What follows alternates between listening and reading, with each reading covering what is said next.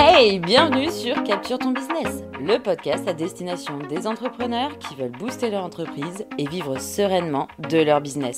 Créé avec amour par l'agence normande Capture Communication.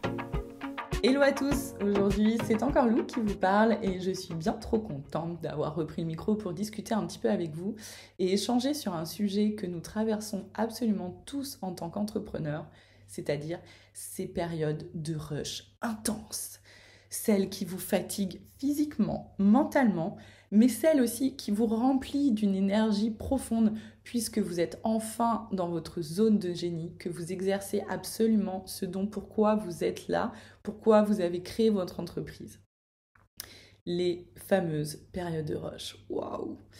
Nous sommes l'été et pour moi, en tant que photographe, c'est une période très très intense puisque c'est la saison des mariages, mais aussi la saison où absolument tout le monde devient créatif, a envie de sortir de chez soi. Donc je photographie autant les mariages que les familles et les entrepreneurs. Et oui, le soleil nous donne de la vie, de l'envie à tous. Donc forcément, c'est une très très grosse période pour moi, mais aussi pour beaucoup d'autres entrepreneurs avec qui j'échange en ce moment. Donc voilà, j'avais envie de discuter un petit peu avec ça et de vous redonner quelques clés qui peuvent être essentielles pour tenir cette saison, cette période, qu'elle soit courte ou longue, qu'elle soit intense ou mi-intense ou pas beaucoup intense. Enfin bon, vous voyez quoi. Alors voilà, je voulais découper ce podcast en 4 points qui sont pour moi hyper essentiels, que je vais développer au fur et à mesure pour vous faire un petit peu un schéma de ce qu'on va parler aujourd'hui. Je vais aborder forcément le point de l'organisation en number one. En number two, ça va être plutôt sur la communication. En number three, on va être sur le fait de prendre soin de soi. Et en numéro 4, je suis repassée au français, avoir des objectifs très motivants. Allez, c'est parti. Alors, pour commencer avec cette question d'organisation. Pour ceux qui me connaissent, je pense qu'on peut rire quand j'emploie ce mot d'organisation. Mais malgré tout, je suis absolument obligée d'être organisée si je ne veux pas finir sous l'eau et si je ne veux pas finir en burn-out. Ces périodes de rush sont extrêmement intenses pour nous tous. Et pour moi, le plus simple pour survivre à ces périodes va être vraiment de planifier les choses. Alors, je vous donne des exemples qui sont vraiment en rapport avec ma vie d'entrepreneur. Pas tant que je ne veux parler que de moi, mais plutôt pour vous donner des exemples concrets que vous allez pouvoir réappliquer ensuite à vos vies d'entrepreneur à vous. Alors, en tant que photographe de mariage, il faut savoir que, je pense que vous le savez, mais le fait de prendre un mariage en photo ne se résume pas à la journée de mariage. Il va y avoir bien sûr toute la partie de post-production qu'il y aura ensuite. Néanmoins, j'ai envie de vous expliquer un peu tout ce qu'il y a avant. Un mariage, en général, ça se décide pour les mariés 1 an et demi, 2 ans à l'avance. Ils prennent contact avec moi entre 1 an et demi et 1 an à l'avance. Ça veut dire que le travail va commencer ici pour moi. Donc on va avoir une première prise de contact, une deuxième prise de contact. Ensuite, je vais devoir bien sûr faire des petits papiers administratifs, chose que j'adore absolument. Non, pas du tout. Et à partir de là, chacun son organisation. Donc à vous de voir comment vous gérez les choses. Un mariage, c'est un coût qui est quand même assez élevé pour un client et forcément, pour réserver une date, on se doit de verser un acompte. Pour verser un acompte, je dois avoir au préalable, bien sûr, rentrer mes clients dans mon logiciel de facturation, créer une fiche client, créer un contrat, créer un devis qu'ils vont accepter et qui va ensuite générer une facture d'acompte.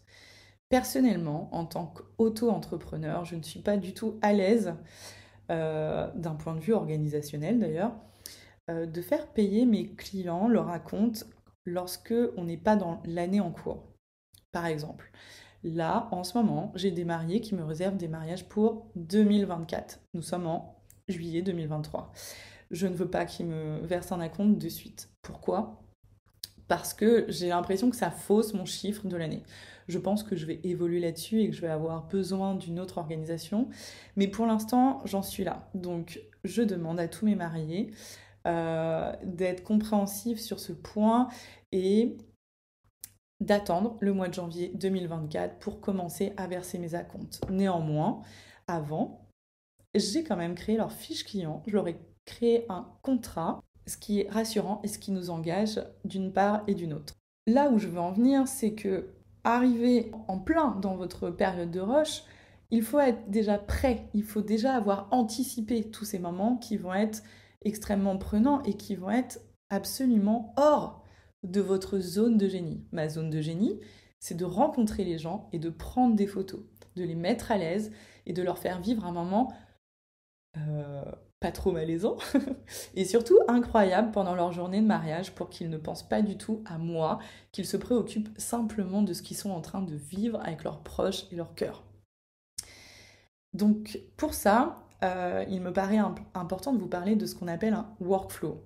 Quel que soit le métier, un workflow est pour moi essentiel. Le workflow, c'est la liste de toutes les tâches que nous devons faire avant, pendant et après. Alors c'est hyper fastidieux à créer. Tous les ans, avec mes collègues photographes de mariage, on discute là-dessus, on essaye de se faire des points et d'alimenter chacun nos listes de tâches à faire pour ne pas passer à côté de quelque chose d'hyper important et surtout être bien préparé pour nous-mêmes, mais aussi faire vivre une expérience client hyper géniale à nos clients. Donc moi, ce que je vous conseille, c'est d'avoir une liste en vrac sur Notion, sur vos notes, n'importe où, de workflow, de petites tâches à faire par thème de client, donc mariage, pro, famille par exemple. Et ça peut être tellement d'autres sortes de clients pour vous. Et de commencer à lister tout ce que vous avez à faire. Donc, comme je vous disais, ça peut être créer le contrat, créer la fiche client, créer le devis, etc. Mais il va y avoir plein de petites tâches entre deux qui sont hyper naturelles et vous allez vous dire, on n'a pas forcément besoin de les noter, c'est très naturel. Par exemple, envoyer un texto à vos clients la veille de votre rendez-vous. Oui, mais c'est quand même super génial de tout écrire puisque vous allez voir qu'en fait, vous allez pouvoir rajouter au fur et à mesure des choses. Et dans les périodes de rush, on n'a pas la tête à réfléchir à toutes ces listes puisque nous sommes déjà hyper pris par notre activité principale et qu'en plus, nous sommes pris par des dizaines de clients. Donc, si vous avez votre liste de tâches à faire, ce qu'on appelle le workflow, vous allez être tellement plus serein. Personnellement, j'utilise un logiciel qu'on appelle CRM, un logiciel de facturation et d'automatisation de tâches et d'envoi de mails qui me simplifie la vie et qui m'aide vraiment à rester organisée. Typiquement, au travers de ce CRM, je vais programmer les mails que je vais envoyer pour leur souhaiter la bienvenue dans ma team de clients absolument géniaux. Je vais programmer le fait d'envoyer des questionnaires juste avant leur mariage pour savoir si tout va bien, s'il y a des petits détails à gérer, etc. Mais je peux aussi envoyer automatiquement des mails qui vont pouvoir, par exemple, leur dire j'espère que votre mariage s'est hyper bien passé. En tout cas, moi, j'étais trop contente d'être présente. Euh, voilà, ça peut être aussi un mail bien plus tard pour dire alors vous avez reçu vos photos, est-ce que vous les avez téléchargées, est-ce que vous avez réussi à en faire quelque chose, est-ce que vous avez besoin d'aide. Et encore plus tard, ça pourrait être un retour client sur Google My Business par exemple ou sur les différentes plateformes dont vous avez besoin de retour client. Enfin bon, il y a plein de petites tâches et plus je discute avec mes collègues, plus je trouve de nouvelles petites tâches absolument importantes à rentrer dans ce workflow Et autant pour moi, vraiment, vraiment pour moi, pour m'alléger ma charge mentale pendant ces périodes de rush, que pour l'expérience client. Et n'oublions pas que l'expérience client, elle est hyper importante et que malgré votre période de rush, votre client doit vivre une expérience absolument géniale avec vous parce que c'est ce dont, pourquoi vous êtes présent aujourd'hui et pourquoi vous faites ce métier. Donc voilà, c'est hyper important. Le workflow, c'est vraiment une chose très bien. Et ça, j'ai envie de vous dire, ça serait bien de le faire en période de non-rush. Mais en réalité, moi, ce que je perçois, c'est que c'est pendant les périodes de rush que je peux alimenter à fond cette liste parce que c'est là où je vis pleinement l'expérience. Donc ça peut être fastidieux, mais c'est pas grave. Ne vous dites pas, oh, je suis en train de faire mon workflow, je suis en train de mettre des petites notes, nanana, il faut que je l'applique tout de suite. Au pire, ça sera pour l'année prochaine. Mais néanmoins, vous êtes en train de commencer à enrichir cette liste. Voilà pour ce petit workflow. L'autre chose qui est hyper importante dans l'organisation, ça va être de planifier. Alors, vous avez vos jours de rendez-vous avec vos clients, vous avez toutes ces choses-là qui sont planifiées bien à l'avance, mais il y a aussi la planification des tâches récurrentes que vous avez à faire pendant la semaine et qui vont être primordiales pour votre activité. Par exemple, euh, le truc que je déteste le plus et que je repousse le plus, ça va être le bloc-temps administration. J'ai beau me mettre des rappels, je suis tellement têtue avec moi-même que j'ai du mal à me respecter là-dessus.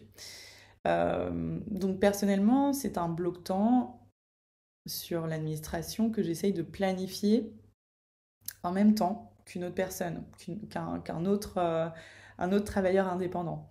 Et là, en ce moment, j'essaye de d'expérimenter cette méthode de vas-y, on se dit quand est-ce qu'on gère notre administration, comme ça va motiver l'autre, etc. Et on va pouvoir s'entraîner sur le fait que ça devienne une routine. Parce que l'administration, on peut vite, vite, vite se faire déborder et ça peut devenir catastrophique. Et on n'a pas besoin de ça hein, pendant ces périodes de rush. Le stress en plus, si on peut l'éviter, ça peut être bien. Donc il faut absolument trouver le moyen de planifier ce bloc-temps administration. Une fois par mois, c'est hyper important. Si on peut le faire une fois par semaine, ça serait vraiment chouette. J'ai toujours vu mon papa, alors il n'était pas travailleur indépendant, mais il était agent commercial, et j'ai toujours vu mon papa travailler à la maison le lundi. Et le lundi matin, c'était vraiment sa journée qui était dédiée à l'administration. On commence par ça. Et dans l'administration, il y a autant votre administration fiscale que répondre à tous les mails par-ci par-là qui n'ont pas été des urgences pendant votre semaine, mais il va falloir y répondre à un moment. Donc c'est le moment de rattraper votre retard. Pourquoi pas? Ce bloc-temps, vous le placez absolument où vous voulez. Chacun a sa méthode, chacun voit ses semaines d'une façon différente. On est absolument tous différents sur ces points, donc faites à votre manière. Il faut expérimenter de toute façon. Le plus simple va être de prendre un bout de papier ou alors un tableau Notion, comme vous voulez, et de répartir votre semaine avec les jours de la semaine et de vraiment découper vos journées en blocs temps. Matin, midi, après-midi, soirée. À vous de voir où est-ce que vous placez ces blocs temps selon votre chronotype. Il y a un truc aussi qui est, je trouve, hyper chouette à mettre en place, c'est de planifier votre semaine le dimanche. Moi, le dimanche, j'ai décidé que je ne travaillais pas. Il était hors de question que je reçoive un appel client, que je réponde à un texto ou que je réponde à des mails. C'est pas possible. Sinon, je me laisse déborder et moi, personnellement, dans ma manière de fonctionner à moi, j'ai besoin d'avoir des temps vraiment, vraiment off travail. Sinon, ça me fait vraiment péter un câble et j'ai l'impression de faire que ça. Et après, je vais me sentir stressée. Et si je suis trop stressée et fatiguée, je vais être imbuvable avec mes amis, mes proches. Et ça, c'est inacceptable pour moi. Néanmoins, je trouve que c'est hyper bénéfique que de se poser le dimanche soir, dimanche après, tu te poses dans ton canapé, tu prends une liste, enfin tu prends un papier ou ton tableau Notion Et tu commences à faire la liste de tout ce que tu vas avoir à faire dans la semaine. Tout ce qui va être urgent, puis moins urgent. Et ensuite, ce que je fais au maximum, c'est de commencer à placer des blocs-temps sur mon agenda en étant hyper réaliste et en ayant toujours un bloc-temps qui ne sert à rien pour pouvoir justement rattraper le retard si j'ai été beaucoup trop optimiste ou si, bien sûr, j'ai eu 10 000 appels d'urgence qu'il fallait régler dans l'immédiat et qui m'a empêché d'avancer sur la tâche que j'avais programmée. Ça, c'est une méthode qui est vraiment efficace. Je ne l'applique pas tout le temps, mais dès que je l'applique, je me sens vraiment beaucoup plus efficace. Et le lundi matin ou le lundi après-midi, quand j'arrive derrière mon ordi et que je dois commencer ma semaine, je regarde ce plan et en fait, j'ai beau être fatiguée, j'ai beau être sous l'eau, j'ai beau être stressée par le million de petites cases à cocher pour que ma to-do list devienne rien, que ça me rassure et ça m'oblige à, ok, je suis fatiguée, c'est pas grave. Là, on a dit, il fallait que je retouche ça, il fallait que je trie ça, il fallait que je réponde à ces mails, il fallait que je fasse cette administration pourrie. Et bah, c'est pas grave, j'y vais. C'est noté, maintenant, j'y vais. Ça devient beaucoup plus concret. Et surtout,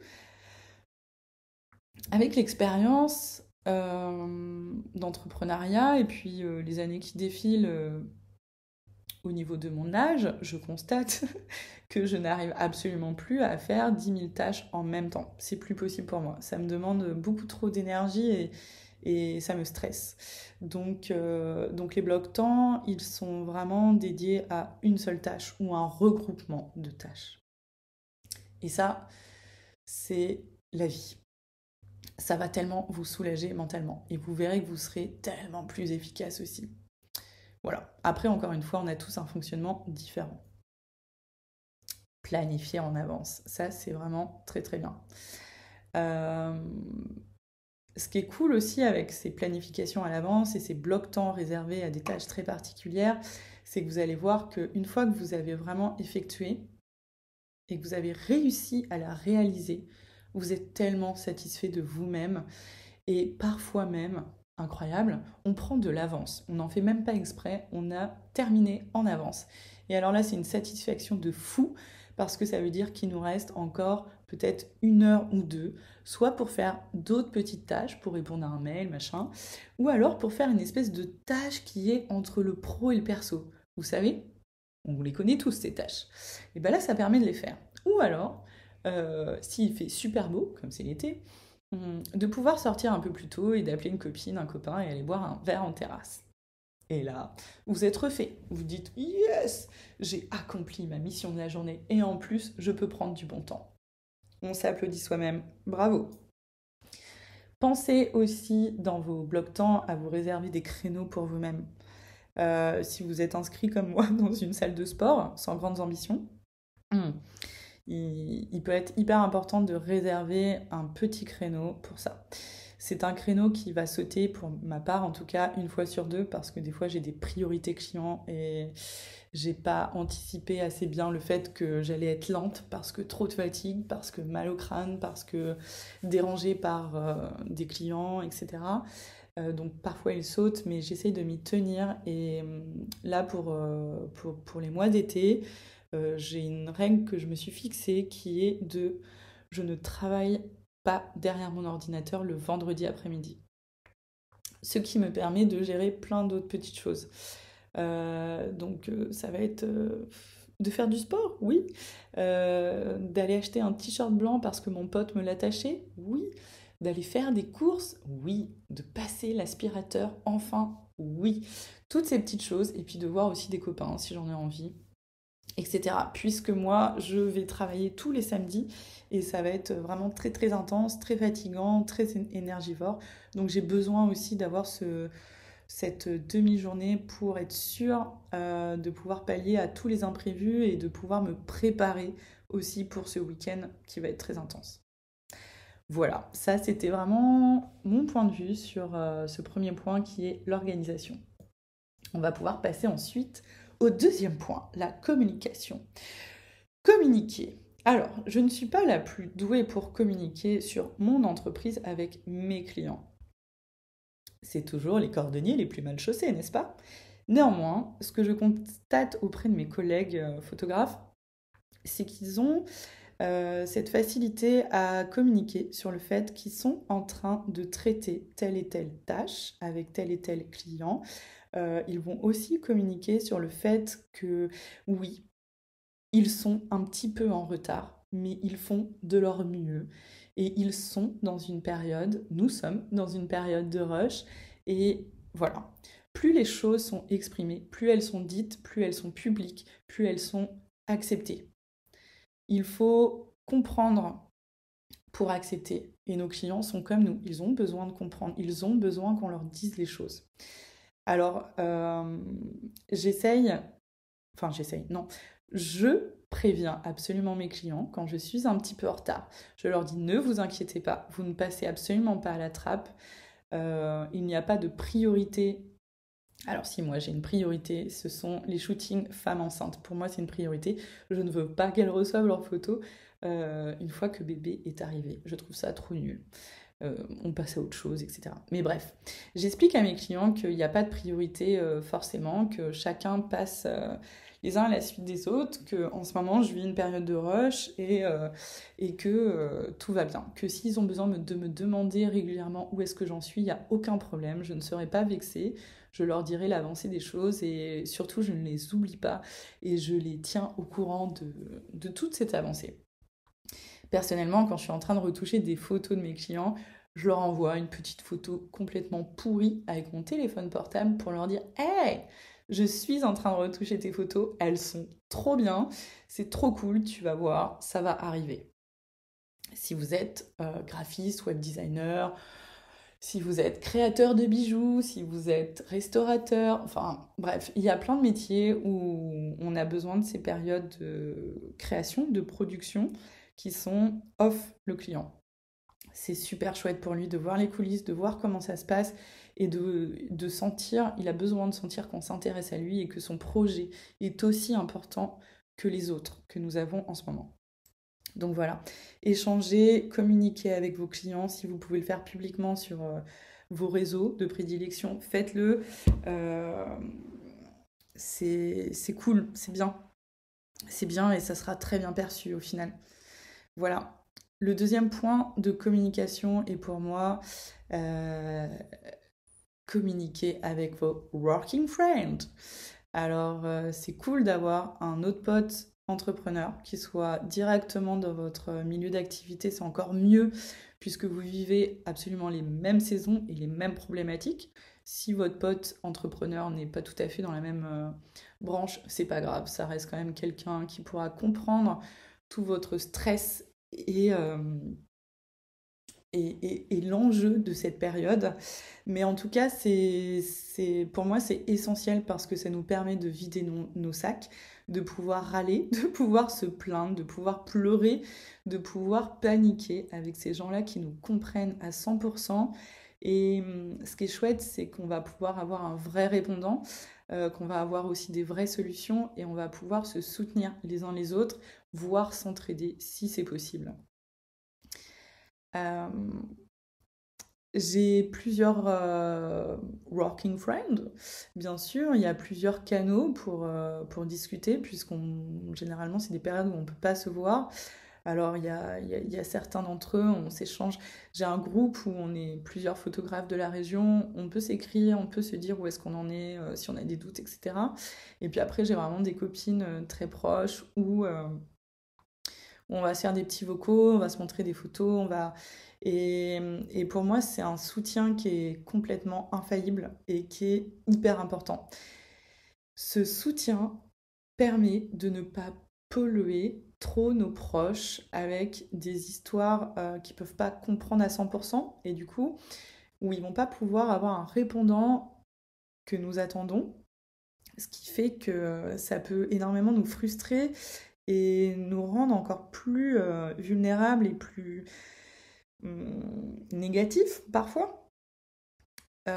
Donc c'est hyper important de parler avec nos proches, bien sûr, de leur montrer où est-ce qu'on en est, de leur expliquer quelle période de notre entrepreneuriat nous sommes en train de vivre, pour qu'ils puissent comprendre l'envers du décor et puis dans quelle énergie on se situe en ce moment. Évidemment, pour moi ça me paraît tout à fait normal, mais de pouvoir aller un peu plus loin avec les gens qui sont vraiment très proches de votre métier, ça c'est trop bien. Et il n'y a rien de plus riche que ça, et il y a rien enfin, je trouve que ça, c'est vraiment un des piliers qui pourra vous aider à traverser ces périodes de rush, puisque on va pouvoir se comprendre et on va pouvoir se motiver et se rassurer. Voilà, ça c'était pour le deuxième point sur la communication. Le troisième point, qui est naturel, essentiel, qui paraît être une évidence pour tout le monde. Mais bon, on va faire quelques petits rappels et puis aussi déculpabiliser. Prendre soin de soi. Donc, les périodes de rush, quand vous les vivez et que vous les communiquez à vos proches, ils vont vous dire attention, prends soin de toi, repose-toi. Bon, bah là, t'as fait ça, maintenant tu te reposes. Et puis toi, tu te dis en fait, il comprend pas du tout, je ne peux pas me reposer. J'ai absolument ça et ça à rendre, ça et ça à finir, et puis tel rendez-vous à aller, etc., etc. Donc ça peut devenir même énervant, voire frustrant. N'oubliez pas que ces personnes-là sont là pour vous soutenir et qu'elles vous aiment et que c'est pour ça qu'elles vous disent toutes ces choses-là et que si vous étiez dans la position inverse, vous feriez exactement la même chose. Donc on n'engueule personne, ok? En tout cas, il faut prendre soin de vous et ça, c'est une évidence. Si vous voulez traverser cette période de rush et sortir indemne, il va falloir prendre soin de vous. Une année ne fait pas l'autre d'un point de vue de votre vie personnelle, d'un point de vue de votre état physique, état de santé, état mental aussi. Enfin, il y a plein de paramètres qui font que, voilà, vous ne pouvez pas écrire un plan qui va être possible de réaliser tous les ans. C'est pas possible. Néanmoins, je sais que, et vous allez être d'accord avec moi, c'est qu'il y a des choses qui sont hyper essentielles quand on subit des grosses périodes de stress et de fatigue intense. Ça va être le repos, le sommeil, l'alimentation et puis l'hygiène de vie en général. Alors, moi, plus je suis stressée, moins je dors. Le sommeil est parfois compliqué pour ma part, surtout quand je suis en période un peu, ouais, comme je vous disais, de stress. Coucou anxiété. Voilà, coucou anxiété qui arrive au moment où tu arrives dans ton lit. Et là, tu as toute la charge de travail qui t'arrive devant les yeux et toutes les choses que tu n'as pas faites ou que tu dois faire ou que tu appréhendes. Enfin bon, bref, vous voyez de ce dont je parle. Alors, là-dessus, j'essaye de trouver un peu des solutions que j'arrive pas toujours à mettre en place parce que je suis quelqu'un de feignant et de très têtu avec moi-même. Mais je trouve qu'il y a des petites choses qui marchent assez bien. Donc je vous les donne. Vous en faites ce que vous voulez. Avoir un carnet ou un bloc-notes à côté de votre lit, ça c'est cool. Ça vous permet justement de, quand toute cette to-do list arrive en pleine gueule et commence à vous stresser et vous fait monter les larmes aux yeux, et vous empêche de dormir, du coup ça vous permet d'écrire. Plus vous allez dégueuler ce que vous avez dans la tête sur un papier, plus votre esprit va pouvoir se vider et pouvoir aller faire une autre tâche, c'est-à-dire dormir sereinement. Donc voilà, ça c'est vraiment une bonne technique. Ensuite, dans la même lignée, au niveau de l'écriture, il m'arrive d'avoir des nuits assez anxieuses de par le travail ou de ma vie perso, enfin tout se mélange, et notamment pendant mes cycles. Coucou, génial, tout se mélange, c'est formidable d'être une femme. Et là, j'ai commencé à adopter une petite technique très simple, c'est d'écrire mes pensées. Alors, j'aimerais beaucoup les écrire sur un papier. J'ai des dizaines de carnets dans ma table de nuit. Seulement, quand je suis dans mon lit, qu'il est 23h30 et que je suis déjà épuisée, si tu veux me redresser, prendre un crayon et vraiment écrire avec lenteur, c'est compliqué pour moi. Donc, j'ai trouvé le compromis, qui n'est pas sexy, mais c'est d'avoir une note où j'ai écrit pensée et dessus, je note la date et j'écris vraiment tout ce qui me passe par la tête. Généralement, c'est absolument pas rose et c'est pas grave. Au moins, ça sort et je vous jure qu'à chaque fois que je me force à faire cet exercice, après, j'arrive à m'endormir très vite, puisque c'est bon, j'ai déposé mes mots quelque part et on pourra y revenir plus tard, soit le lendemain matin, soit dans une semaine, soit dans 2 mois. En général, je ne relis jamais ces notes, mais je les écris à la suite et je constate qu'on est toujours à peu près dans les mêmes périodes et je constate que ça a un vrai effet positif. Et surtout, quand je me réveille le matin, les pensées sont tellement différentes. Donc voilà, c'est un petit tips perso. Ensuite, le troisième tips sur le sommeil. Alors, je n'arrive pas à me coucher tôt parce que j'ai l'impression que ma soirée est dédiée à mon repos, à mon glandage, à quelque chose qui n'a rien à voir avec le travail. Et enfin, je peux, ouais, glander quoi. Faire d'autres trucs, parler avec des copines, aller boire un verre, faire des choses comme ça. Donc, j'arrive pas à me coucher tôt. Néanmoins, il y a des périodes là, comme en ce moment, où je suis juste complètement épuisée. Le moment où je vais me coucher, c'est pas le moment où je m'endors parce que je mets beaucoup de temps à m'endormir. Donc là, je me force vraiment à aller dans mon lit beaucoup plus tôt pour justement avoir cette période où je ne vais pas dormir, qui soit pas non plus trop tard, le moment où je vais pouvoir m'endormir. C'est difficile à faire et je le fais pas tout le temps. J'essaie de me dire qu'il y a des jours où je peux me permettre de le faire et ça sera très bien pour toute ma semaine. Je serai hyper contente et voilà, c'est pas immuable, c'est pas une technique que je vais euh, faire absolument pendant toute l'année. C'est pas grave. C'est juste une période de ma vie, c'est une période de l'année même et de mon entrepreneuriat. C'est juste pour pouvoir tenir. Parce que le sommeil, putain que c'est important. Si tu dors pas assez, tu vas être ronchon, tu vas être absolument pas productif. Une tâche que tu vas faire en 2 heures, tu vas la faire en 4 heures. Et en plus, tu vas être hyper émotif. Donc, tu vas broyer du noir, tu vas douter de toi-même, tu vas douter de ta place. Enfin, c'est pas, c'est vraiment hyper important le sommeil pour être en bonne santé mentale et physique.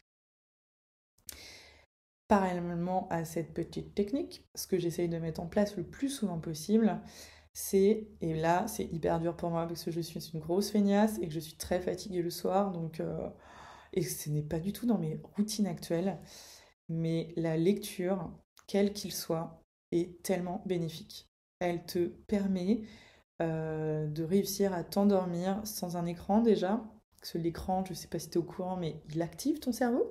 Donc il t'empêche de dormir, même si tu crois que non, pas du tout. Puisque tu es en train de lire un petit article sur la méditation, mais pas du tout. Il active absolument tous tes neurones, toutes tes facultés, tes yeux, tes machins, avec ses filtres, etc. Donc non, l'écran, il faut réussir à le mettre de côté. Si vous avez besoin de quelque chose pour vous endormir, ce qui est le cas de beaucoup de personnes, n'hésitez pas à mettre un petit podcast. Moi, je mets des petits podcasts sur des gens qui racontent des histoires plus ou moins passionnantes. Et je choisis vraiment des gens qui ont des voix très douces, qui vont me permettre de me détendre et de me laisser embarquer dans quelque chose. J'adore écouter les interviews de Bernard Werber qui sont juste trop chouettes. Alors oui, elles sont hyper intéressantes et on pourrait ne pas avoir envie de s'endormir. Néanmoins, sa voix me relaxe énormément et du coup, j'adore. Donc voilà, trouvez votre petit truc à vous. Ça peut être des méditations, ça peut être des podcasts sur des sujets plus ou moins ennuyeux. Mais voilà, si vous avez besoin de quelque chose, un son, une image pour vous endormir, privilégiez quand même le son et foutez votre portable dans un coin. Voilà. Bien sûr, il est évident de mettre son téléphone sans sonnerie et sans vibreur. Ce serait vraiment très intéressant pour vous. Et la lecture, c'est vraiment trop chouette. C'est, je pense, la chose la plus saine, la routine la plus saine qu'on devrait tous pouvoir mettre en place pour vraiment dormir sereinement. À chaque fois que je me suis forcée à faire cet exercice, qui n'est vraiment pas dans mes routines, je vous le dis, hein, donc c'est pas évident pour moi. Pourtant, j'ai une pile de bouquins à côté de mon lit qui est énorme. J'ai réussi à m'endormir très sereinement en ne pensant à rien. J'ai pas pensé à ma to-do list, j'ai pas pensé à moi, j'ai pas pensé à tout ça. Donc voilà, ça c'est un super conseil et même si vous avez regardé une petite série avant dans votre canapé, allez dans votre lit, mais arrêtez de regarder votre téléphone. Vous allez tellement vous en remercier le lendemain. Et plus on va s'exercer à tester des petites choses, plus on va pouvoir se créer des routines. Pour moi, une routine, elle n'est pas forcément à mettre en place sur toute l'année, mais on a des périodes où on doit respecter notre corps et notre esprit. Faites attention à vous. Voilà, ça c'était pour le sommeil. Après, le miam miam. Manger, c'est trop cool. Alors, plus on est fatigué, plus on a tendance à manger de la merde. Vous êtes d'accord avec moi, non? On va commander des trucs, on va manger du gras, du sucre, on va grignoter des choses pour diverses raisons. Et là, c'est pareil, on est tous hyper différents là-dessus. Alors moi, plus je suis fatiguée, stressée, moins je mange, mais je sais qu'on vous aide beaucoup à faire le contraire. Et j'ai aussi des périodes où le stress m'emmène à bouffer vraiment beaucoup et n'importe comment, à n'importe quelle heure et surtout n'importe quoi. Et plus c'est gras, meilleur c'est, puisque on a l'impression que c'est réconfortant. Oui, mais alors là c'est pareil, notre corps pendant ces périodes de rush a vraiment besoin d'une très bonne alimentation pour pouvoir tenir sur la durée. C'est l'été, j'ai de la chance, donc il y a plein de légumes et de fruits qui sont juste trop bons. Donc dans ma petite demi-journée où je ne travaille pas, je me force à aller acheter quelques légumes au marché. Là, on est sur du melon, de la pastèque, des choses comme ça, c'est trop cool. Et surtout, ce que je me force à faire, c'est de tout découper en avance et de tout enfermer dans des tupperwares en verre bien hermétiques. Et comme ça, je peux conserver tous ces légumes, fruits et légumes, pendant, en général, à peu près 2 semaines. Donc ça dépend des légumes, bien sûr. Mais c'est une technique qui marche vachement bien. Et puis quand vous êtes fatigué, au lieu de grignoter un truc trop sucré qui vous donnera juste aucune énergie, eh bien, vous ouvrez votre petit frigo et puis bam, voilà, le batching cooking, ça c'est vraiment la vie. Si vous pouvez vous le permettre, enfin, si vous pouvez mettre cette petite routine en place pendant ces périodes de rush, ça va vous sauver.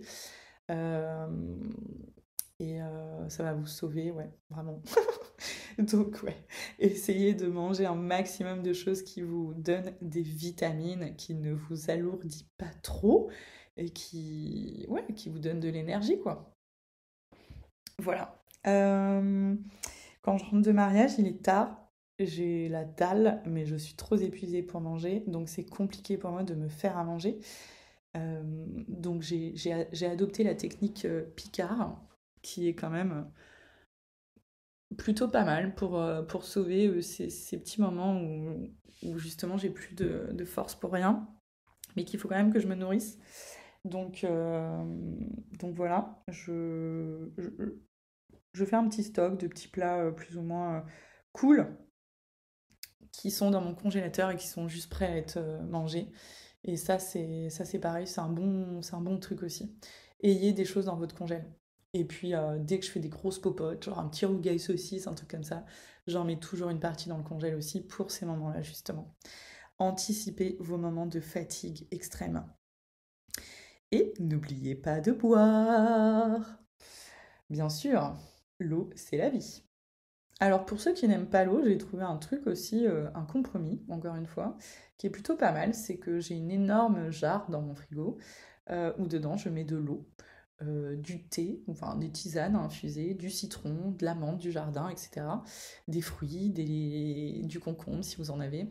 Enfin plein de choses comme ça qui fait que j'ai toujours de l'eau avec un petit goût, sans que ça soit sucré artificiellement, prête à être bu et à être emportée partout avec mes gourdes. Ça, c'est trop cool. Et pareil, c'est un truc que je fais vraiment l'été et qui m'aide bien aussi. Ça m'incite à m'hydrater encore plus. C'est con, hein, mais c'est devant moi, donc pourquoi j'irais pas le prendre? Voilà. Le sport. Alors le sport, je ne suis plus une grande sportive, malheureusement. Néanmoins, ma saison des mariages est extrêmement sportive pour moi. Et l'année dernière, à la fin de ma saison, je me suis retrouvée comme une mamie, à avoir le dos bloqué et en pleine séance photo. J'étais en pleurs et il a fallu que je dise stop, je ne peux plus continuer. Il faut absolument que je trouve un ostéo tout de suite, en urgence. Et là, je me suis dit, mais c'est pas possible. Je n'ai que 33 ans, je suis dans cet état. Je suis en train de stopper un... Non, c'est pas possible. Donc, avec peu d'enthousiasme, je me suis inscrite dans une salle de sport pour entretenir mon corps, donc vraiment pas pour le plaisir. Et en me disant, voilà, j'ai certaines parties de mon corps qu'il faut absolument que je muscle et que j'entretienne pour mon travail. Mon corps me permet de travailler, me permet de vivre des expériences, il faut que j'en prenne soin. Ça passe par le sommeil, l'alimentation et le sport malheureusement. Donc voilà. Et le fait de payer une salle de sport, vous savez à quel point c'est cher, m'oblige à y aller. Bah oui, vu que je suis têtue avec moi-même. Tu vois, une petite application sur mon téléphone et faire du sport chez moi, ça ne marche pas. Donc si quelqu'un est en train de vider mon compte en banque, là ça marche un peu mieux. C'est encore une fois un peu stupide, mais trouvez des compromis avec votre manière de fonctionner. Euh, voilà, étirez-vous le plus possible. Si vous faites des journées entières derrière votre ordinateur, faites des pauses, levez-vous, étirez-vous, dansez, mettez la musique à fond, dansez en vous étirant et vous verrez que vous allez regagner un peu d'énergie. Si vous habitez dans un endroit comme moi qui est un appartement et que vous êtes enfermé toute la journée, essayez au maximum, et c'est très difficile, croyez-moi, de sortir de chez vous et de marcher un petit peu ou d'aller faire un tour de vélo ou voilà, de faire quelque chose qui vous permet d'être dehors et de bouger votre corps, de le mettre en activité.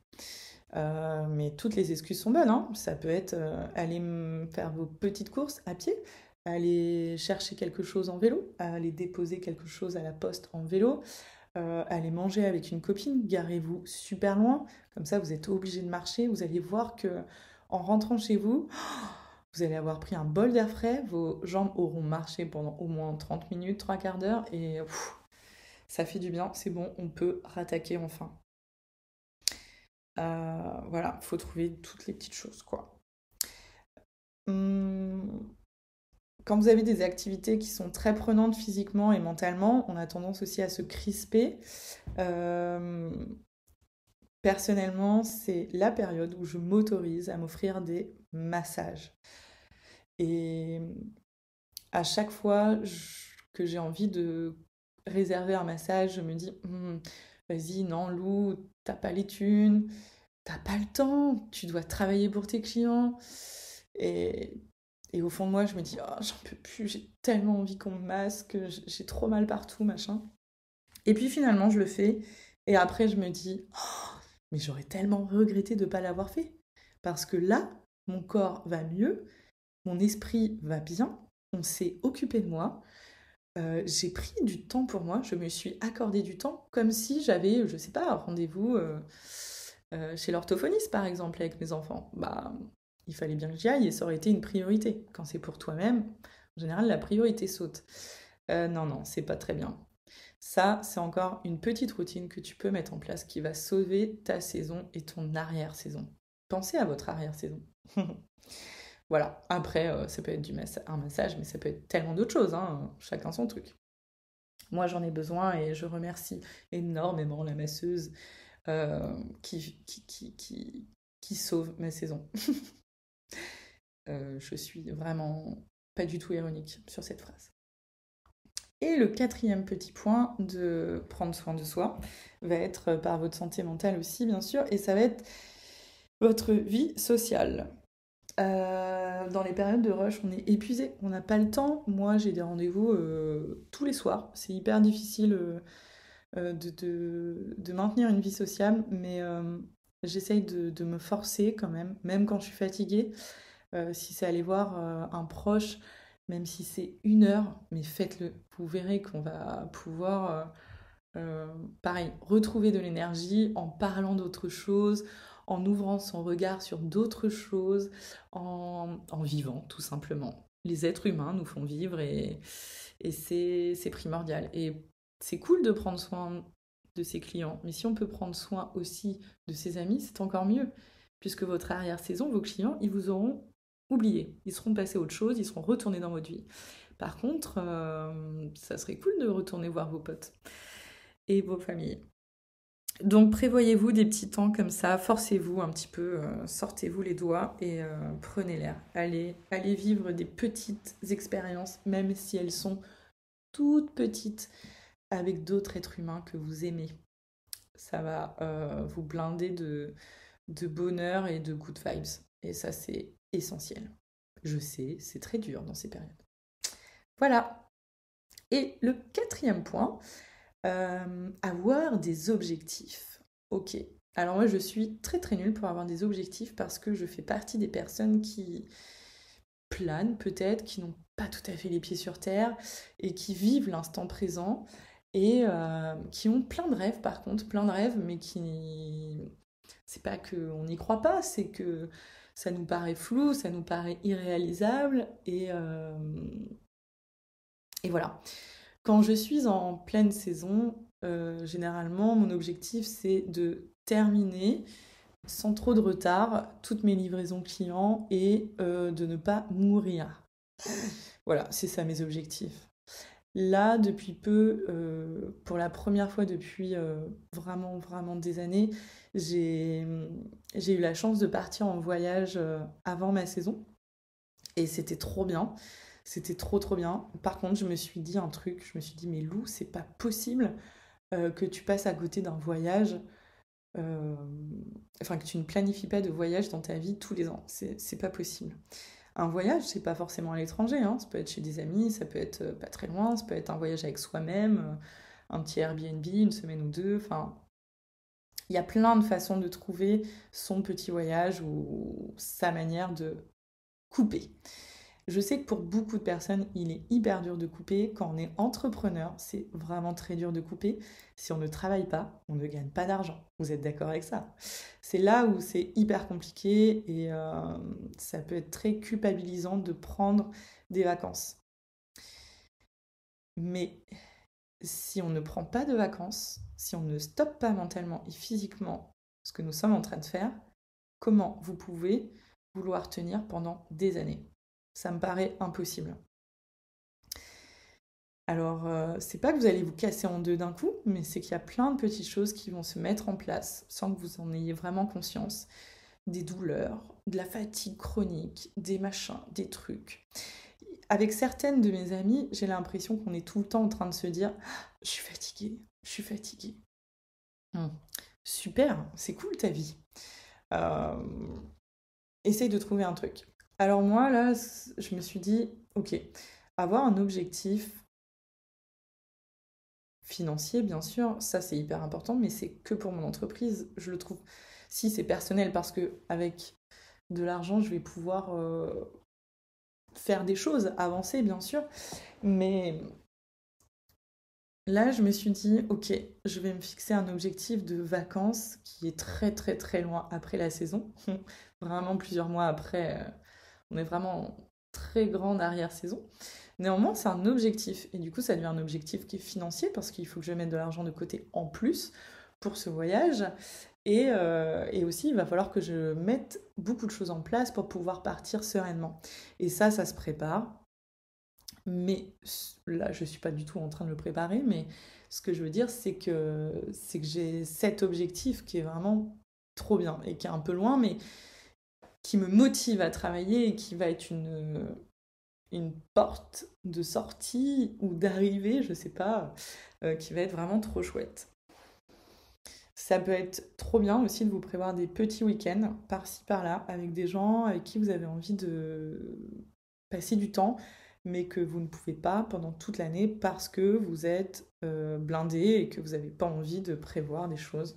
Je fais partie de ces gens-là, j'aime pas trop organiser les choses à l'avance, vous l'aurez compris. Néanmoins, on passe, je pense, à côté de plein de choses.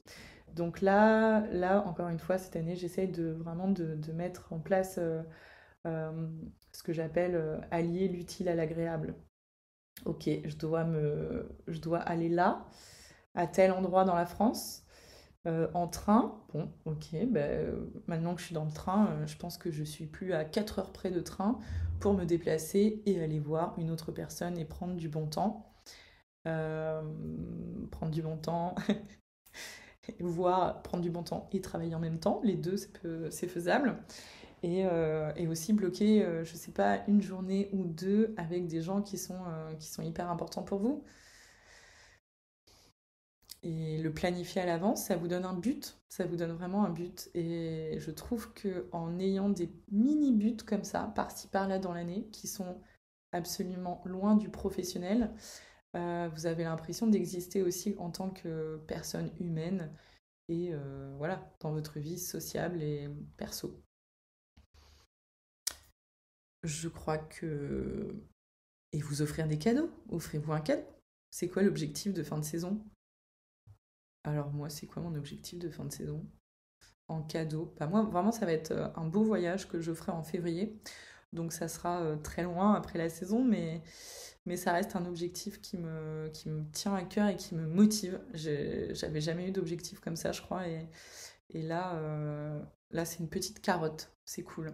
Et je sais que je vais me prendre un week-end, au moins de 4 jours, euh, à la toute fin de saison pour pouvoir souffler, parce que je, je sais que je vais être en train de crever et qu'il faudra vraiment que je prenne soin de moi en étant loin de ma maison. Puisque si je reste chez moi, je vais soit travailler, soit mentalement culpabiliser de ne pas travailler. Bref, tu vois le truc quoi. Donc voilà, s'organiser, communiquer, prendre soin de soi et avoir des objectifs.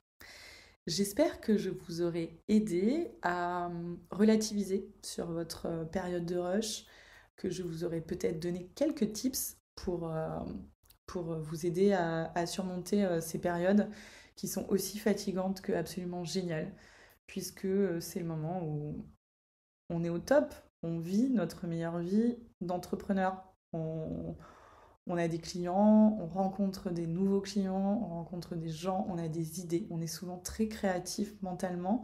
On a peu de temps pour les mettre en place, mais par contre, on a les idées puisqu'on se nourrit de tout ce qui se passe, de toute cette énergie, de cette émulation autour de nous. Donc voilà. Et gardez en tête que c'est absolument génial ce que vous êtes en train de vivre, même si c'est épuisant. Je vous embrasse et vous dis à très bientôt pour un petit podcast sur l'entrepreneuriat.